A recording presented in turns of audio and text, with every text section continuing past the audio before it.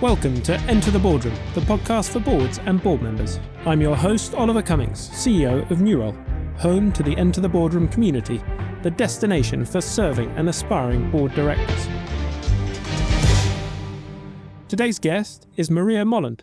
Having started her career in M&A before working in a range of technology and digital media corporations, including Disney, Yahoo, and Thomson Reuters, Maria is best known for leading Thinx, the feminine hygiene company behind the eponymous period underwear brand, through one of the most complex phases in its history.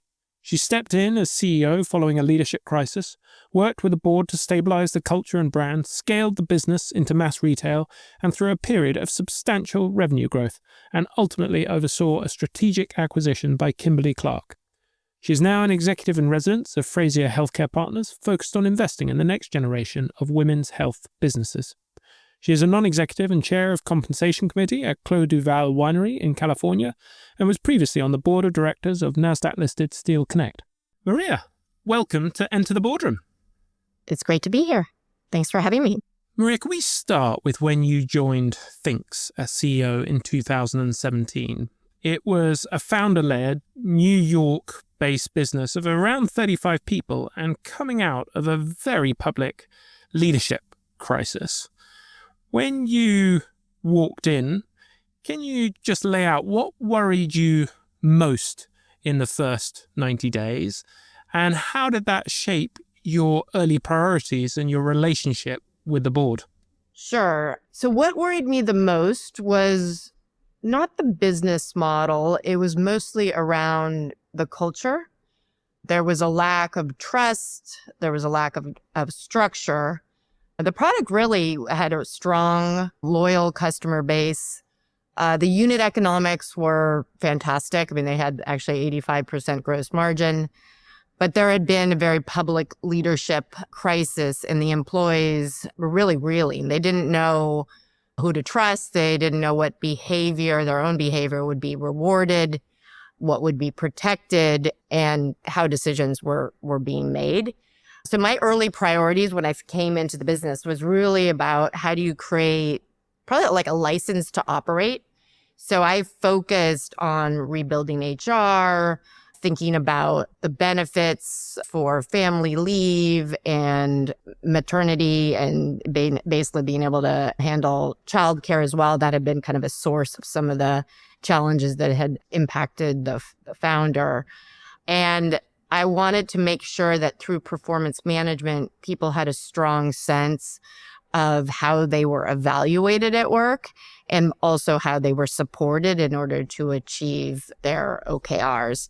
So with the board, that meant being very explicit that in those early days or early, I would say within the first 6 months, it was much more about stabilization than it was scale, right? And thinking about growth. You had to stabilize before thinking about how to grow the business.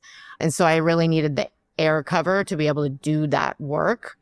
And so the board was really focused on like a regular cadence to figure out how that was, being implemented and what the results were.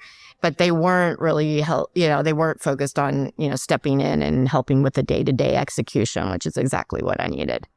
Were you already clear at that point in the scale that you were looking to achieve? Because by the time you exited this was sort of over 200 million of value, certainly, and almost 200 million of sales. Was that already in your mind at that point in time when you came in? It was. So the business actually ended up selling for closer to 400 million. I don't think we knew that it would be that level of enterprise value, but we did know that there was a huge opportunity to move from being a niche D2C play to being a really large business in the femcare world. But that meant going beyond D2C to retail and international as well.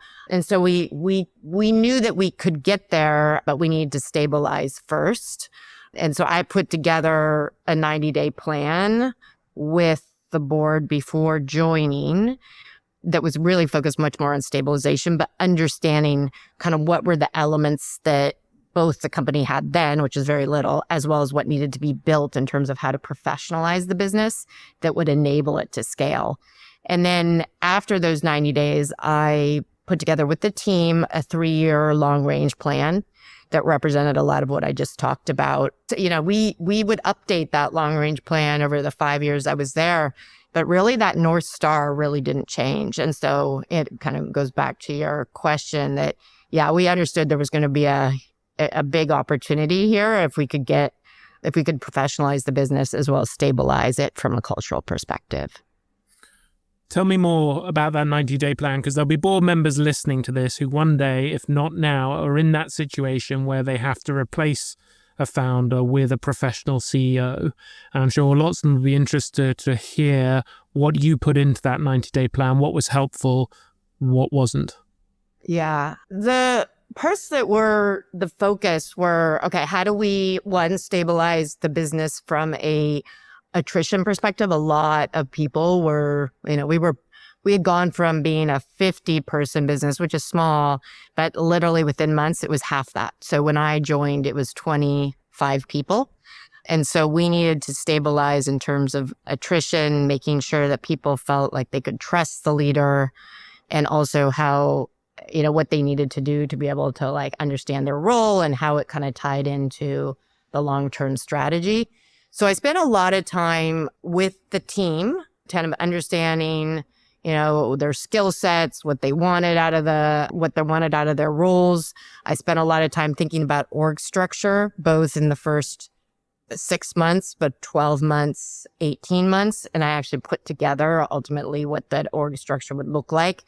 And it was less about putting people that were there into the roles. It was more like, what is the right org structure for each of those time elements? And then if the person fit the right type of skill set, then they would be placed into that role. So I think that's really important, to being thoughtful about what you're trying to achieve and how you create an org structure that represents that. I spent a lot of time around customer data. So, what were the elements that the customers really liked about the product, liked about the customer service, liked about, kind of the logistics and the unpackaging experience, and then what they didn't like, right? So that was a key focus as well. And then our largest shareholder at the time, they'd put in about $800K. So, not that much money, but they were at that point, because they took over some of the founder shares, they owned about 60% of the company. I went to Sri Lanka where they were based, and I spent a lot of time with them. I think that was really, really critical to understanding what were their goals, right? Was it more of a manufacturing relationship? Was it more of they really wanted this business to be large and think about an exit? And, what did it look like from a capital perspective in terms of bringing on more money? How did they feel about that in terms of dilution? And so growing, kind of deepening those relationships was really important. And then lastly, I spent a lot of time with them thinking about, what does the board structure need to look like? How many board members? What were the skill sets that were needed? And they worked with me to kind of flesh those out. I'd say, kind of the areas that were probably a little less, didn't work quite as well, is I think we could have created even more clarity, especially around, probably even before I joined, around the level of capital that was needed. I think I wish I had done that up front rather than post my joining, because it turned out there was a lot of kind of concern around, taking on capital, being diluted. Ultimately, it ended up probably being a benefit, and I can talk about that later. But I do think it created some lack of clarity. And so there was more ambiguity, so you couldn't run as fast as I originally thought, because we would be somewhat capital constrained for a while. And so the lesson for a board member listening is to make sure that discussion with a new CEO has been had. Or what was it? Was it just that you sort of didn't have the conversation, or were there questions you needed to ask that would have helped identify the bottlenecks? Yeah, I think it's both, really. So first is that I was a first-time CEO, so I didn't ask the questions up front before joining as to what the current largest shareholder really wanted out of the business. And, I think what happened was that they were kind of more interested in the manufacturing side, i.e. being able to produce more units rather than thinking about how do we get capital to really grow the business in a much bigger way. So I think if I were like to flip the roles and being a board member, I think it's like making sure that clarity is very clear up front, because because it wasn't clear for me or for them. I don't think it took some conversations with me to kind of get to that level of understanding.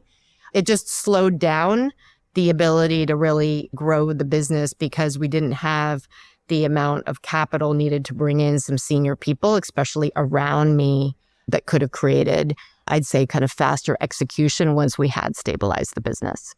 You talked about one of your early moves being investing into HR in what was a relatively small organization. How did you frame the return on that investment to the board? Yeah, it was really focused on reducing risk, improving clarity, and then being able to scale. There wasn't a lot of pushback on the board, I think, because of what had happened. They understood that was necessary. I think it was really just kind of the level of commitment, right? And like what were kind of some of the things that would really move the needle in a positive direction. Things like childcare stipends was a bit more of a controversial topic at the boardroom. But they also really focused on, like, given those investments, are we seeing some early indicators of success?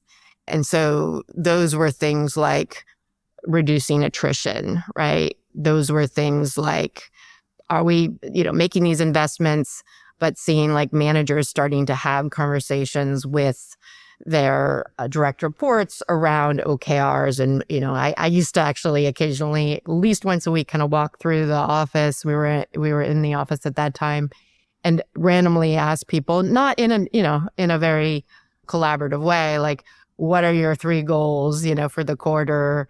And I, over time, realized that people, sometimes they'd be like, at the very beginning, they wouldn't be able to remember what their 3 goals were. But over time, it became much more part of the nomenclature. And so that was part of it as well. And then lastly, we've focused on making sure, like, while we were making these internal changes, making sure that the love of the product continued to be at least maintained. And so those were all kind of metrics that the board and I worked on, even though it wasn't like necessarily in the financials yet, like we weren't scaling. There was some early indications that it was working. It sounds like a big part of that was the sort of the history that you were coming into. For a board member listening to this who's at that 35-person size organization, what would you counsel them to be using as the key kind of signs that they should be making that investment? Because typically, in my experience, people tend to invest in it somewhere between 50 and 100 employees. I mean, I did most of the investments early on around stabilization. As time went on, we started investing in many more people, mostly around a couple different areas. One was logistics. As you move from being direct to consumer to retail, you have a very different skill set. And then also salespeople to like sell into retail as well as Amazon. And how we did that, we did some tests basically. So before we went into big box retail, which is obviously where we wanted to go, I worked with the board to like, how can we test this out to see if we handle it right? Because we knew if we went into Target right away and didn't handle it properly, we would never get back in. And so we actually went to specialty retail first. Our first retailer was actually Selfridges in the UK. And then we went into Nordstrom. And so we did that because we wanted to see, okay, how can we at a small scale, we knew these weren't going to be big revenue drivers for us, but how could, in a small scale, can we kind of test out if we can, serve Nordstroms and Selfridges through we had to move our manufacturing facility. We had to move our 3PL to folks that could actually handle more retailer rather than D2C. that would test out whether or not they had those capabilities, right? And we also, thought about like the returns and how to do marketing within store. Like it was just very different than obviously what we were doing D2C. So that was one way. So I'd really encourage boards to think about, how do you test before spending a lot of money, both on people, but also, kind of on, new facilities, right? Like these were kind of small batch tests in this new 3PL and with our manufacturer. And the other thing we did around was product innovation, and really focused on like, how do we want to change our product, especially as the business got more competitive, i.e. more and more players started to like say that they wanted to go into this space, is we were constantly looking at new ways of innovating, both on the fashion side, because we were a bit of the fashion side, as well as on the technical side. And so we did do tests, really working. We had the benefit of working, our largest investor was our manufacturer. So we worked with the board to come up with a way of having more flexibility with the manufacturer on the innovation side, to be able to leverage resources leverage their resources in ways that would be much more cost efficient for us.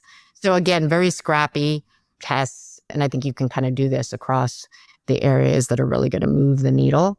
Obviously, those areas are different for each business. But for us, it was really retail as well as product innovation.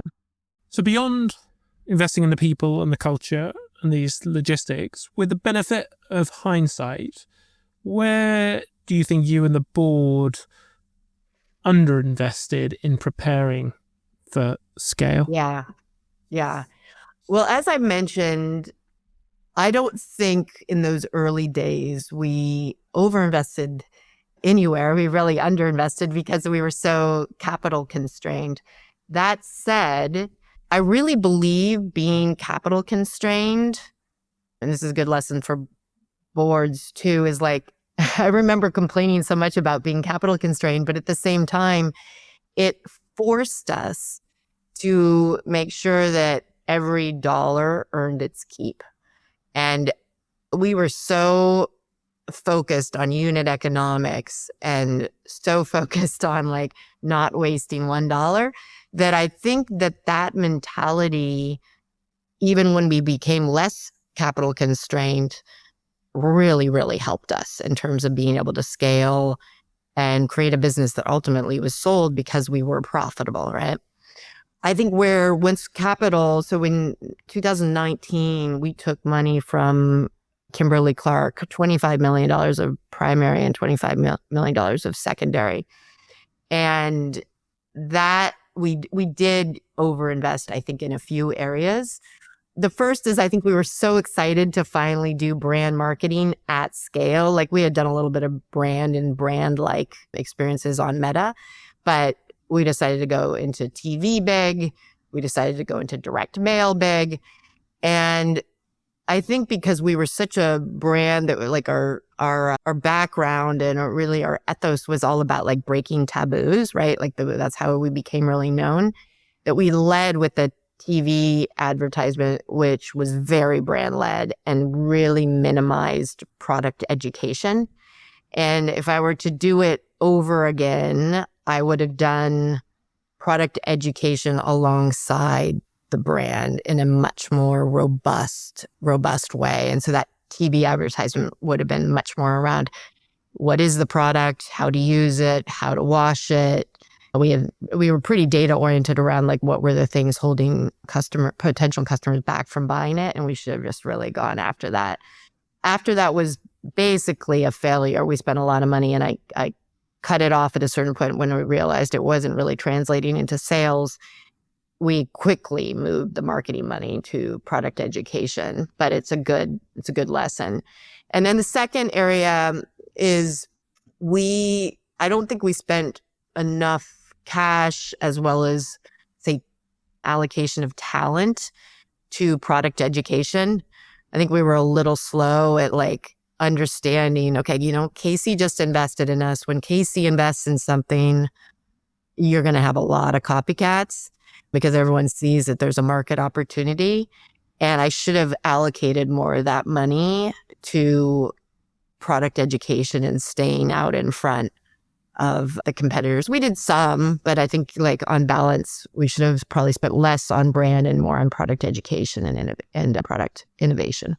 What's the mental model or framework that a board member listening could use in their situation to help them evaluate where they should be investing less or more?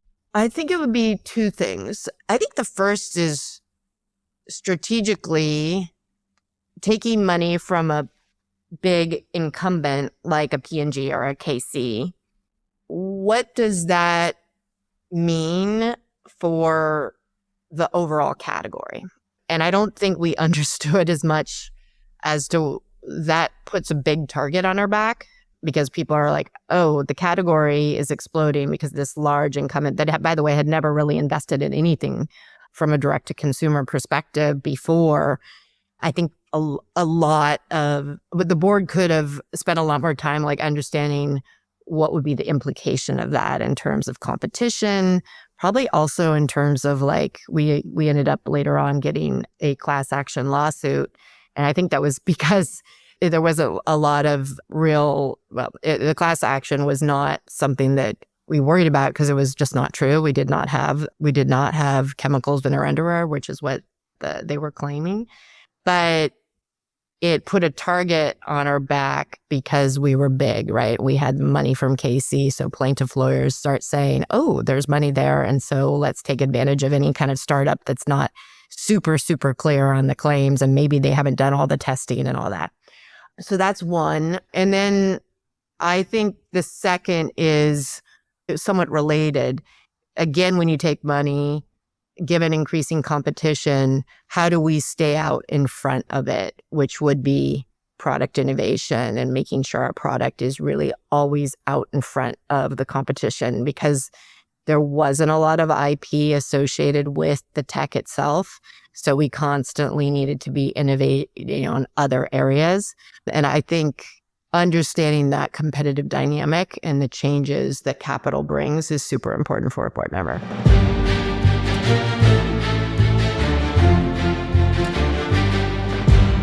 If you're listening to these conversations and thinking, I'd love some support as I build my own board journey, that's exactly what the Enter the Boardroom community is for.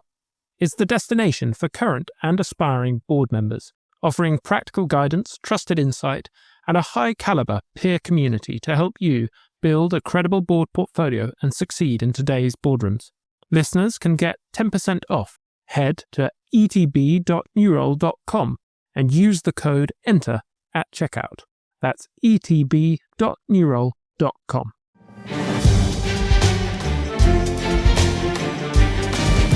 How explicit were you and the board about the trade-offs of taking capital from a potential strategic partner? Yeah, it's a really good question. I was pretty explicit. At the time, we had multiple term sheets, and one was from a private equity firm and one was from Kimberly Clark. The choice really wasn't about valuation. It was about the same amount. It was about what kind of partner we wanted, and probably related to the terms, like what were we okay with in terms of governance as well as long-term optionality, which you're referring to, obviously.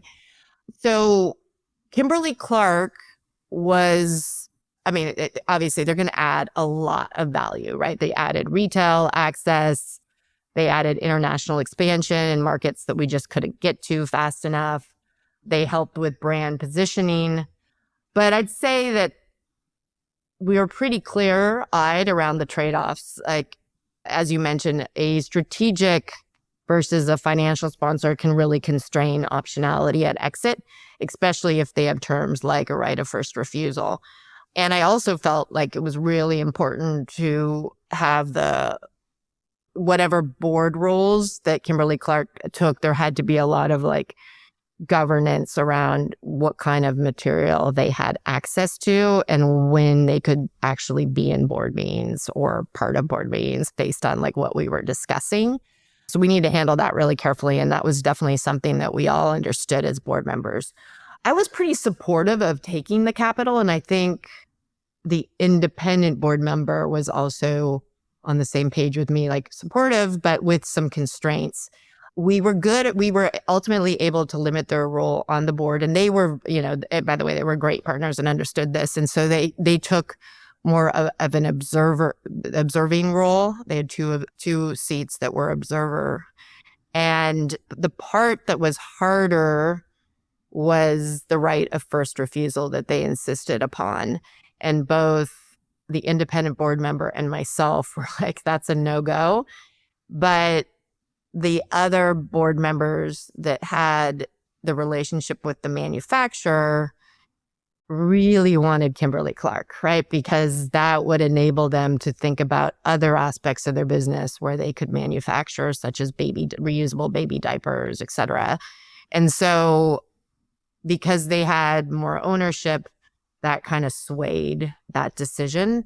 So, and I don't, again, it's not that it's a bad decision. It's more, obviously it was somewhat impacted by each of their interests. And, that ultimately, I think, did create some constraints. We ended up with a great outcome, but it did create less optionality at exit. And it also, there wasn't as much drive on the part of Kimberly Clark to close the transaction because they knew there was a lack of competition and they were really the only, game in the room. Yeah. Well, it's better. I have seen some people sign away rights of last refusal, so at least it was a right of first refusal. Yikes. You said obviously they added lots of value, but actually I can think of lots of strategic investors who have not added value. What was it that you did in that relationship that meant that value transfer was possible, and how conscious were you and explicit were you in the way that you went about setting that up? When they came to us, they had heard that we were looking for an investment. They came to us and they were really eager to get a deal done. I mean, they moved so incredibly fast. Like literally from time of meeting to close, it was 2 months, which is really fast for very uncorporate like. Yeah, very uncorporate like. And I think because there was such a desire to invest in us, we really were pretty explicit, especially because we had other options, right? Of like, okay, if we're going to do this, this is what we need from you. And so what that was we were just entering Target, but we had, not a ton of stores. And so we were like, how do we get a more senior person that can help us navigate Target, get in more stores? And also we were in the fem care aisle, which we chose. Sorry, we were in the lingerie aisle, which we chose because it was the right time. It was the right thing to do at the time. But we knew ultimately we needed to go into the fem care aisle.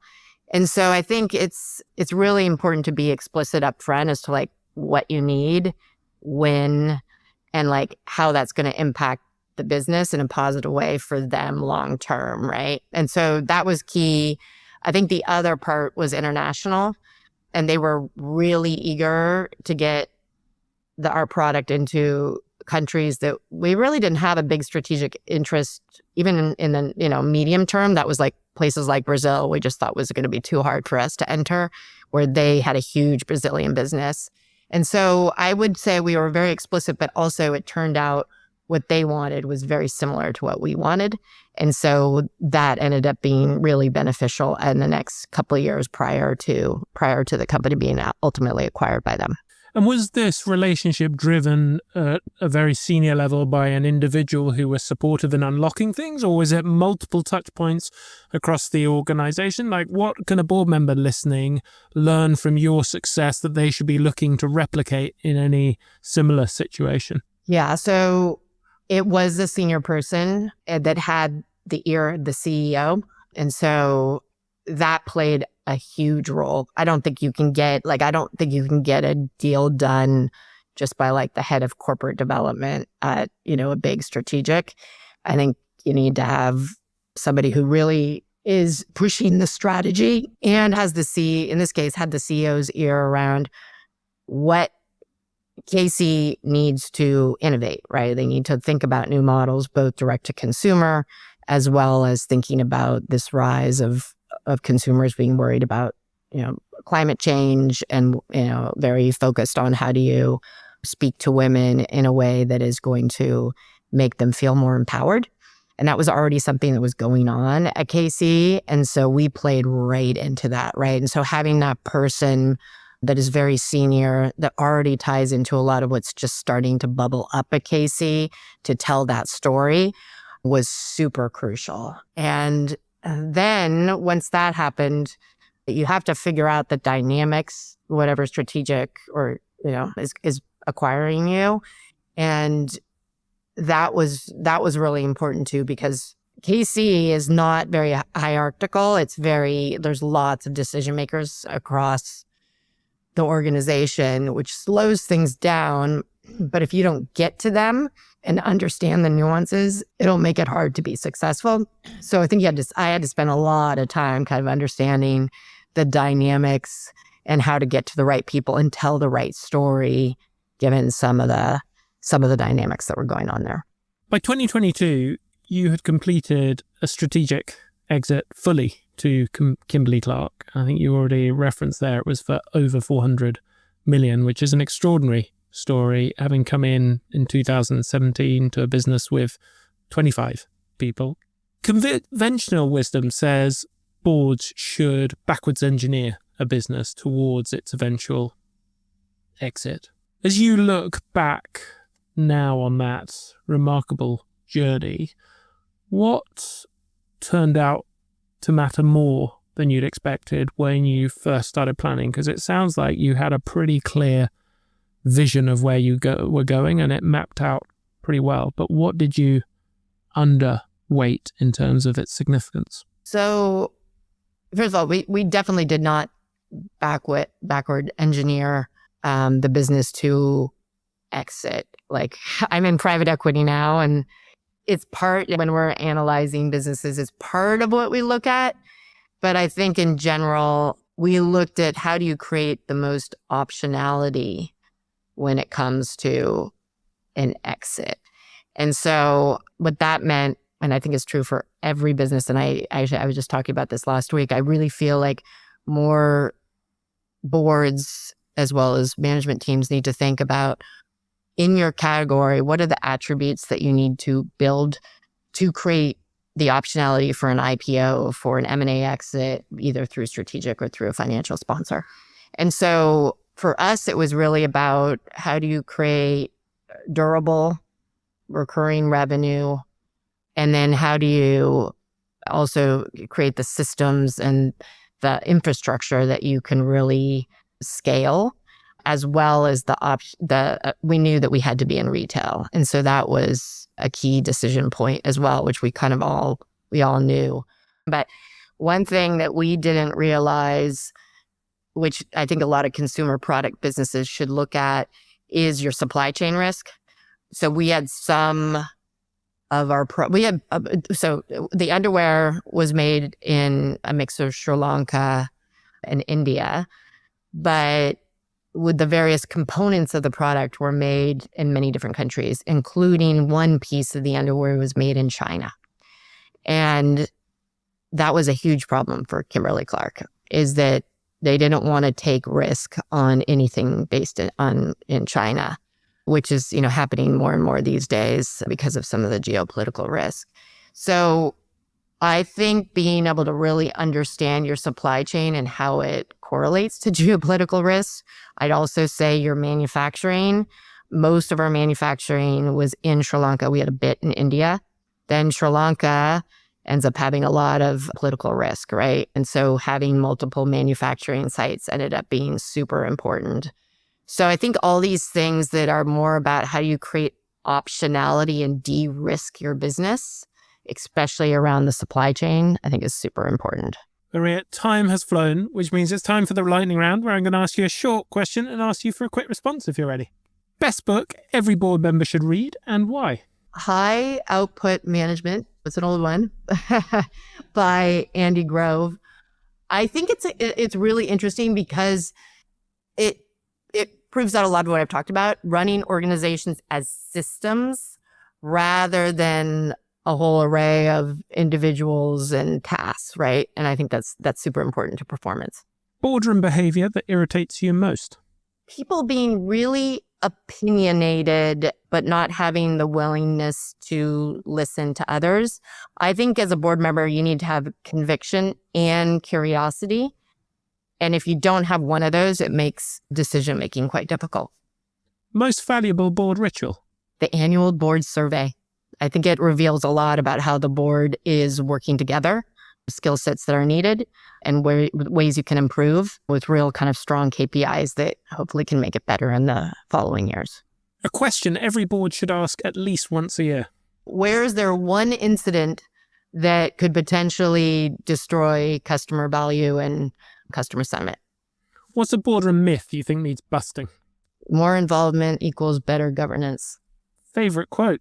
Culture eats strategy for breakfast. Most significant professional insight? You can't scale fast without trust. A piece of board advice that sounds right, but is wrong? You hire a professional CEO and things are going to be great. What have you changed your mind on about boards over time?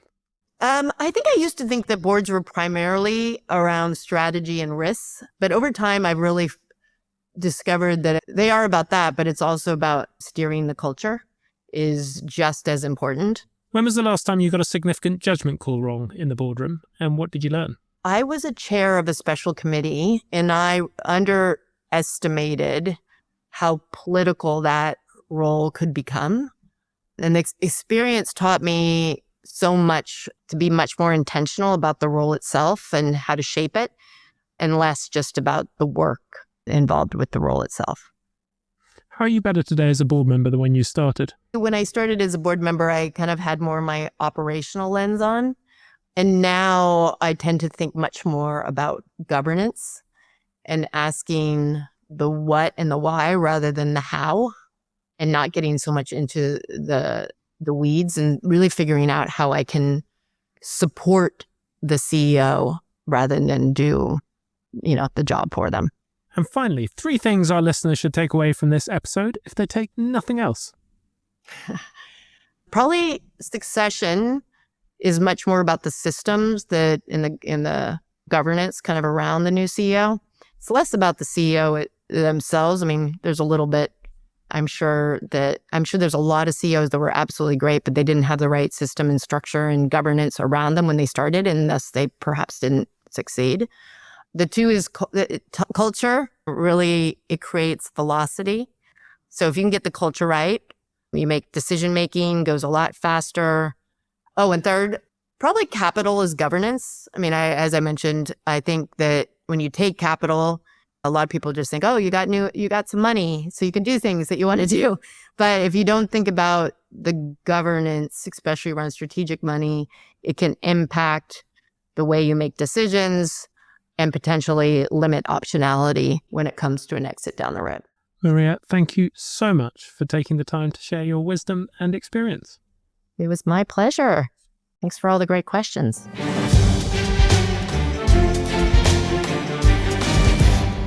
If today's guest has got you reflecting on your own board journey, Enter the Boardroom community is there to support you.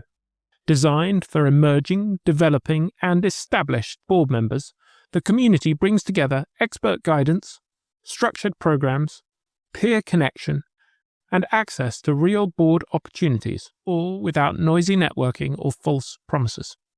It's informed by New Roll's Board Insight, but focused on helping you become a stronger, more credible board member. Listeners can get 10% off. Head to etb.newroll.com and use the code ENTER at checkout. That's etb.newroll.com.